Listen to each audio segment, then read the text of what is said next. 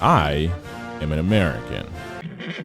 No surprise there. But when it comes to TV, we share things like shows, and Teletoon is exactly that. A channel owned by Chorus with not only original programming, but American shows from the Cartoon Network channel. Later on would change into the Cartoon Network due to asset changes.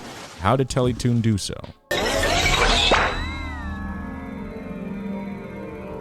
Teletoon was conceived in 1996 by the CRTC, also known as the Canadian Radio Telecommunications Commission, and was launched in 1997. The name was originally called Fun TV, however, the name was denied by many applications. By October 17th of 1997, Caillou was the first show on the channel. This Caillou? Silly old car! Silly, silly, silly! I hate vegetables! I want chocolate chip cookies! You have my condolences. Oh yes, Daddy! Teletoon would later on have various investors in the game to help grow the channel, such as the Family Channel Inc. at 53.3%, YTV Canada at 26.7%, Nelvana and Sonar at 10%.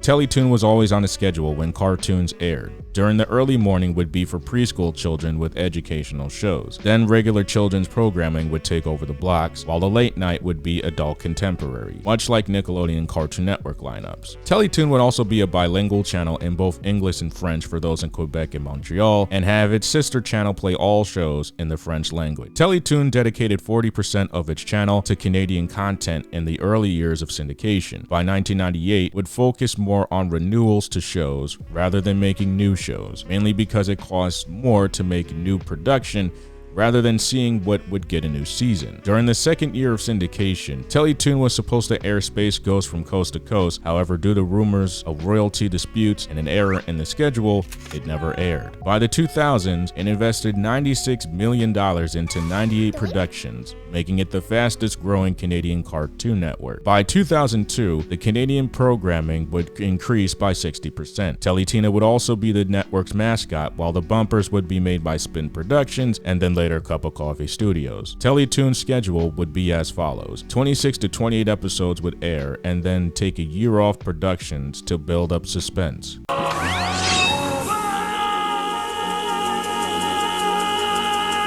Teletoon would be home to many blocks on the channel. However, in the early years would be divided into planets. The early morning would be the morning planet for preschoolers, midday would be afternoon for kids, and the evening for families, while the late night was the night planet for adults. Former blocks would be very vast. Kapow was a block in the early 2000s dedicated to action shows. Shows like Mega Man NT, Spider Riders, and Teenage Mutant Ninja Turtles would air on the block and later be replaced by Spin Cycle, which would air weekdays from 7 p.m. to 8 p.m. Laugh Riot would be in addition to comedy shows such as Out of Jimmy's Head, Chowder, and Jimmy Two Shoes. 3 Hours of Awesome was a block in the new day for new episodes of Total Drama, Stoked, and 16. While those are former cartoon blocks, the cartoon blocks that used to dominate the airwaves were blocks like these. Action Force was for action shows such as Chaotic, Johnny Test, and Generator Rex, airing on weekdays at 4 p.m., while also on Sundays and afternoons. Following that was Can't Miss Thursdays and Superfan Fridays, airing 6 to 7 p.m. to 9 p.m. respectively on both days. Camp Teletoon was for summer seasons,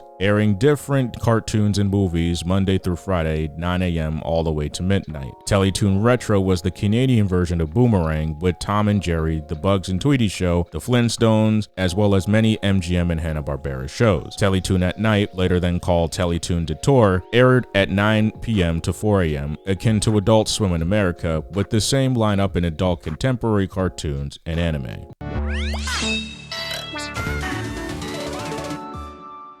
Teletoon would be moving in a different direction in the late 2000s. However, it would still follow the same formulas in Canadian programming. By 2012, the Chorus company would get Astral stock and become the main investor in Teletoon. Chorus would change the lineups and cancel many blocks such as Teletoon Retro and replace the block with Boomerang. Teletoon at night would be replaced in 2015 with Adult Swim full-time. At this point, it was mimicking American Cartoon Network schedules and blocks. By 2023, Chorus would make the rebrand to Cartoon Network. However, Teletoon would still keep its name on streaming services and on demand. Cartoon Network Canada would still have a stronghold on airing Teletoon programming under the blocks that Cartoon Network has. From an American perspective on Teletoon, I have come to the conclusion that Canadian television is weird.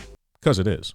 Canadians are weird. Albeit Teletoon made moves that were very cost effective, that didn't affect it so much as playing 28 episodes per season and waiting a year to see how much the viewers loved the show. It works because instead of making a new show that can be written off as a tax write-off, using your arsenal of shows and seeing what would get another season is a better method of making shows. American syndicates churn out content and don't wait on demand because ad revenue dominates more than the actual viewership of the show, which usually leads to burnout and or early cancellations. Another observation is the Canadian channel sharing shows and investing in one another, almost becoming one entity under Chorus. Though they have competition, they share their shows rather than have unhealthy competition and burn out together. Looking at you three.